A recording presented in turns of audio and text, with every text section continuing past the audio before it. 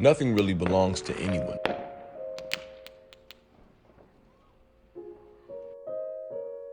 Everything is temporary. Every car, every house, every dollar, every relationship, and every feeling will eventually come to pass.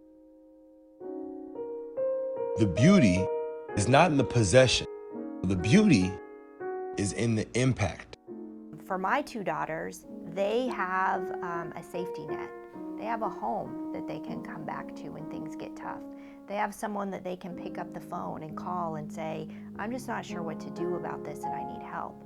Our foster youth don't have that.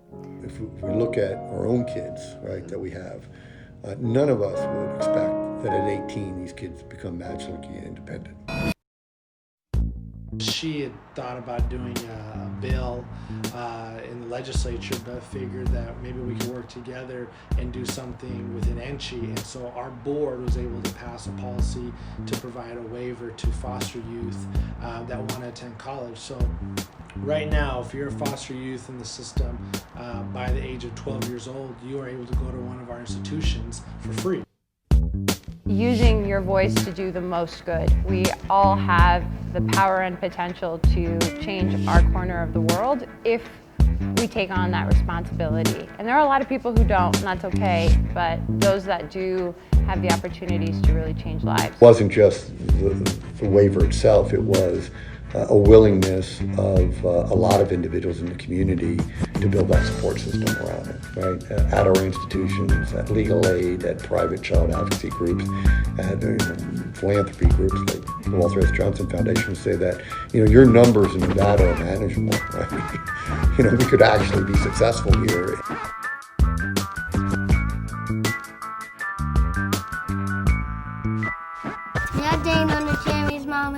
So Legal Aid Center Southern Nevada is a nonprofit organization, and we provide free legal assistance and advocacy to the disadvantaged in our community.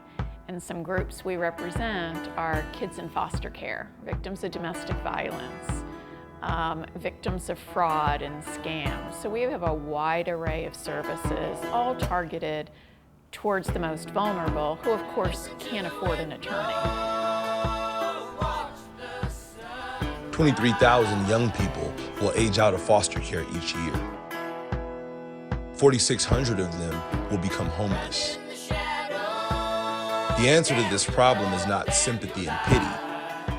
The answer to this problem is resources.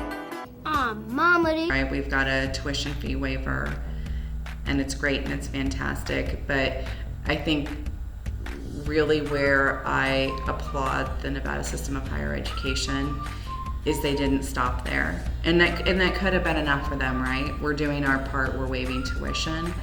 It's one thing to get those youth into school, completely different to get them to finish. My name is Laura Obrist. I am the Foster Youth Ambassador for the Nevada System of Higher Education. I am the facilitator of the nshe Foster Youth Success Initiative.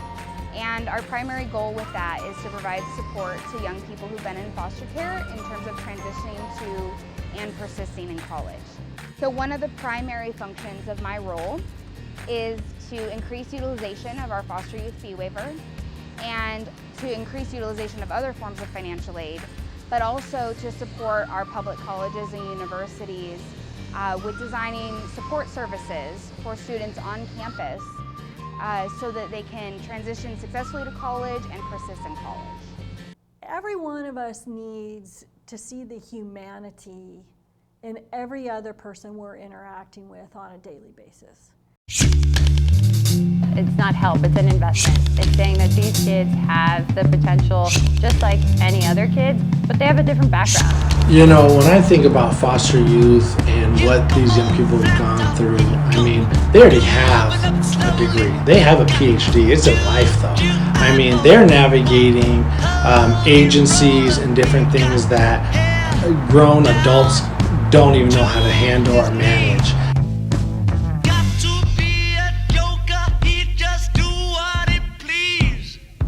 I just want to say it's been a pleasure working in Nevada because you don't walk, you run. You do things in such an amazing coordinated, fast fashion, because I guess, again, you guys it's a young state that just runs. So thank you for being willing to take that leadership role as a system in the state. I also want to thank the public partners that have spoken before, and that includes the partners in Wausau. I'm saying hello to Valerie over there. This is the type of partnership that has people testifying, from the students to the chancellor to the public official to a foundation like me. You make my job easy, and I am grateful to be a partner of this. I just want to say, by tackling the hardest population, which is the foster youth, you learn so much lessons from everything else, and you are able to leverage those public funds. That this is the best place to spend the money. Keep back production.